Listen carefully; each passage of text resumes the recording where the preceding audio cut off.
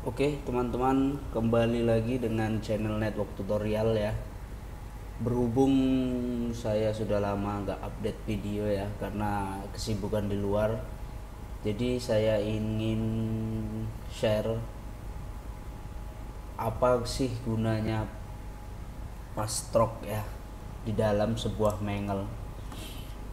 Mungkin teman-teman di sini banyak yang belum paham ataupun belum mengerti dengan fungsi fast stroke ini ya. Contoh kalau kita penggunaan di sebuah action atau chain pre-routing ya, pre-routing atau actionnya mark connection, mark packet, kita akan dihadapkan dengan pilihan fast stroke ya. Jadi saya dulu sih penasaran gitu ya, saya waktu masih SMK dulu ya kalau nggak salah ya, saya ngambil script ya, namanya baru kenal ya, saya kenal mikrotik itu kelas 1 SMK. Jadi saya cari fast stroke ini gunanya apa gitu, nggak ada ketemu di internet gitu kan. Jadi karena penasaran saya, langsung saya jumpai ya guru saya, guru TKJ ya, itu langsung saya jumpai ke kantornya. Saya ingat sekali waktu itu, waktu masih uh, jam istirahat gitu ya. Setelah jam istirahat keluar, saya datangi ke kantor guru saya, guru TKJ itu. Saya tanya apa sih fungsinya fast stroke ini gitu. Pak, fast stroke ini untuk apa ya, kenapa harus di checklist dan kenapa harus enggak gitu. Karena saking penasaran saya beranikan diri, sebenarnya saya nggak berani ya, tapi saya beranikan karena mengganggu pikiran saya gitu.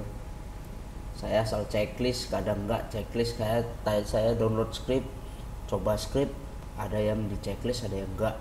Jadi timbul rasa penasaran, ini apa gunanya gitu kan.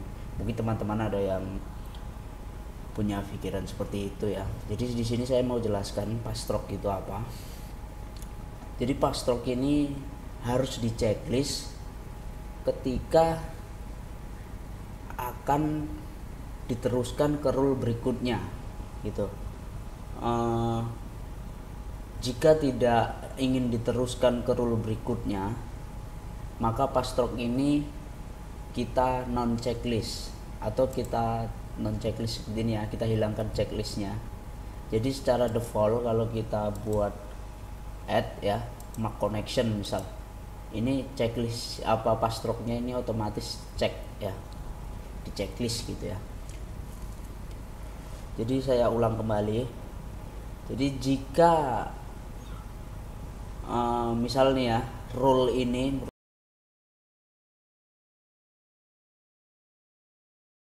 mark connection ini akan diteruskan ke rule berikutnya, maka fast stroke ini harus di checklist. Tapi apabila mark connection ini akan berhenti di situ saja, tidak membaca ke rule selanjutnya, maka fast stroke ini harus di unchecklist seperti ini. Kita buat satu contoh ya. Misal kita ingin menandai connection ya, connection dari port 80 misal nih ya. Ini hanya contoh ya, menandai koneksi port 80. Jadi kita karena ingin menandai connection, jadi harus kita pilih actionnya mark connection ya. Nah lalu kita tandai connectionnya itu apa, misal HTTP con ya, HTTP con. Jadi HTTP connection artinya gitu. Karena kita ingin meneruskan ke rule berikutnya, maka kita checklist. Nah seperti ini. Oke, teman-teman sudah paham mungkin ya, kenapa harus di checklist pada rule ini. Karena kita akan membuat mark connection satu lagi dan membuat mark paketnya juga, ya.